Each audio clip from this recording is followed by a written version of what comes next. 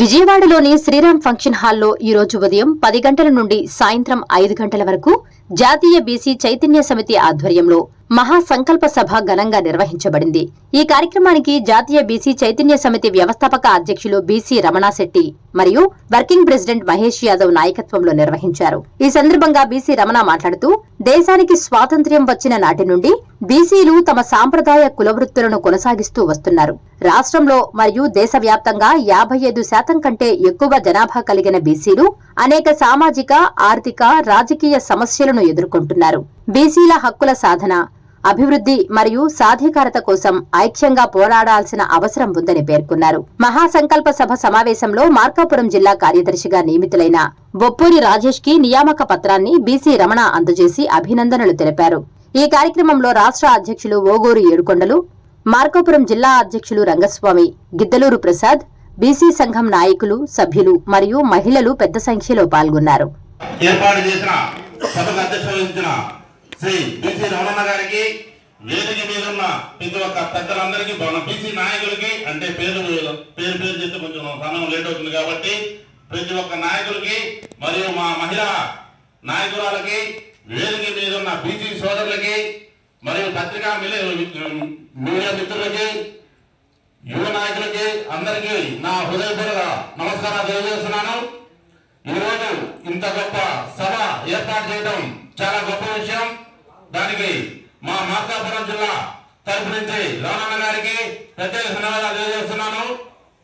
కాబట్టి ఇప్పుడు కిరణ్ గారు చాలా బాగా మాట్లాడారు. మెయిన్ మనం బీసీలం ఆర్థికంగా ఎదగాలంటే ఒకటి విద్య, ఇంకొకటి రాజకీయం, ఇంకొకటి డబ్బు. ముందుగా నెక్స్ట్ మన రాబోయే రోజులలో ఒక 3-4 నెలల్లో గ్రామ పంచాయతీ ఎలక్షన్ ప్రారంభమవుతున్నాయి. పంచాయతీ ఎలక్షన్ కానించే మనం బీసీలు అందరం కూడా వార్డు మెంబర్లు కానీ, సర్పంచ్లు కానీ, అక్కడి నుంచే మనం ఒక మెట్టు ఎక్కుదామని నేను ఈ సభాముఖంగా తెలియజేస్తున్నాను. ముఖ్యంగా నేను తెలియజేసేది ఏంటంటే, అంతా ఓసీ రిజర్వేషన్ అని అంటున్నారు. ఓసీ రిజర్వేషన్ అంటే ఏంటో కొంచెం చెప్తారా? చెప్పగలరా?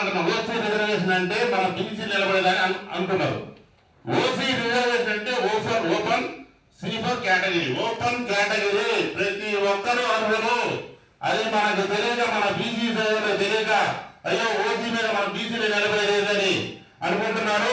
పొరపాటు కూడా మీరు బాధ్యతగా గ్రహించి ఓసీ రిజర్వేషన్ అంటే ప్రతి ఒక్కరు కూడా మనం పోటీ నిలబడదాం, గెలుస్తారని కూడా ప్రతి ఒక్కరు రాబోయే కాలంలో అన్నగారు చెప్పారు.